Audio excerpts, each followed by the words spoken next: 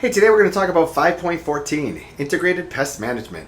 Take a moment, check out the Enduring Understanding, look at the learning objectives, and pause the video, review the essential knowledge, and set up your Cornell notes. So integrated pest management is integrated because we're using different things together. Now, integrated pest management are a series of methods that can control pests while minimizing the environmental damage.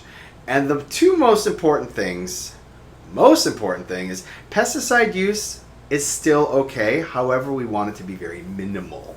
Okay? And it should be financially responsible. So it should be in a way that is not too terribly expensive because otherwise it will not necessarily be sustainable from a economic setting or perspective. So there are a few different methods of integrated pest management, and I'll go over them right now. First one would be biocontrol, using a natural predator that will eliminate some of your crop pests.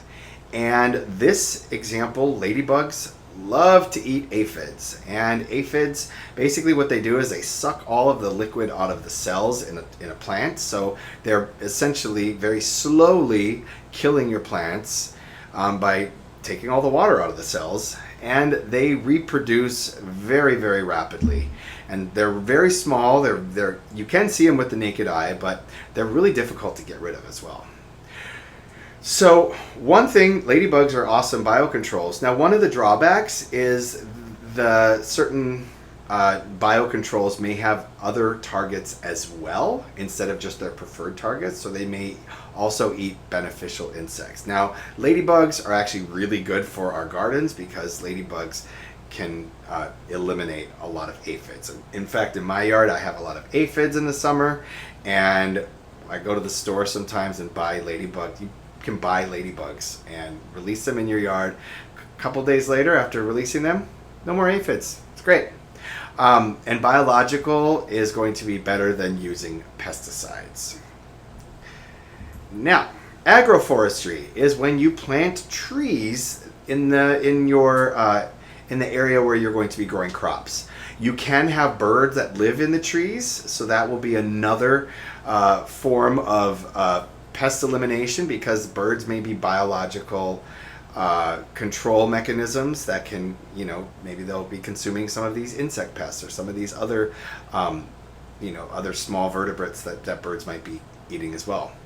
And then agroforestry is also could be a form of crop rotation. So it is changing up the crops by maybe removing different nutrients from the soil to maintain the soil integrity and to maintain the overall soil health and the health of the ecosystem.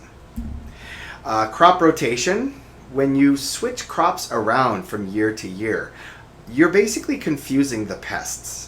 So if you grow corn every single year, there may be certain moths, certain beetles that come and feed on the corn. So over time, you're allowing this pest to establish a population in the area. They may go into the ground or other areas to overwinter, and they know to come back every single year. But now if you have a pest that only feeds on corn, and then the next year you plant beans, well, that pest is going to come by, it's going to look for the corn, it's not going to find any corn, and eventually they will either have to migrate or they will die. So another thing that you could do is introduce genetically modified organisms. And there is a particular type of corn called BT corn, and that produces specific proteins that makes this corn unaffected by a particular beetle. And these beetles can decimate a cornfield. And by having genetically modified organisms, this is another way of eliminating or reducing the amount of pesticide. Because you're putting in a gene that basically has its own insect repellent built in. So you're making these proteins that the insects do not like. You're helping the corn population overall. And last thing you can do is you can have a physical barrier. You can use physical means. You can have like glue traps, for example. You could have a fence. You could put up certain nettings to prevent different pests from coming in. So all of these physical barriers can be a way of eliminating also the use of pesticides. Okay, so here's some impacts of integrated pest management. First of all, we do it integrated pest management can harbor habitats for predators. You can also use pest-resistant GMOs. These are different methods. You can use intercropping or crop rotation. All of these are examples and forms of integrated pest management. They can be expensive, however. This is a drawback. But they can reduce the environmental contamination.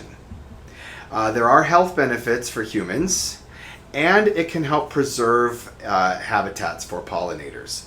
So this can help to improve biodiversity and can help to preserve biodiversity.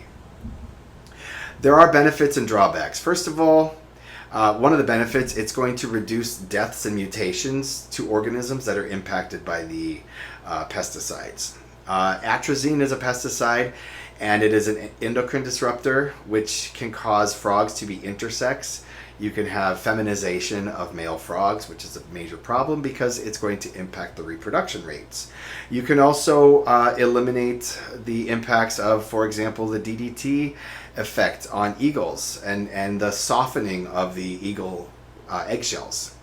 Also, the glyphosate can, by reducing the amount of glyphosate that we use, we can help to preserve pollinator populations. We can also help to preserve human health and eliminate a lot of the carcinogens, because some of the pesticides, or actually a lot of pesticides, are linked to cancer rates, including glyphosate. And we can also reduce the amount of groundwater contamination. This is a major issue, especially in areas that are with heavy agriculture, and this could be a major issue when we're talking about major aquifers like the Ogallala Aquifer. Now, some drawbacks. It is very time consuming for integrated pest management. It's so much easier just to spray a field and be done with it. The other thing is it's expensive. So over time, the cost of the crops that are produced with integrated pest management may be more expensive. However, it is a small price to pay for environmental preservation. So to practice for an FRQ, what I would like you to do is, based on the data in the graph, I want you to justify the pest control method that likely involved integrated pest management. So which one, A, B, or C, likely had integrated pest management? I want you to justify that in your response. Thank you very much for your attention. I hope that this was informative. I will see you soon.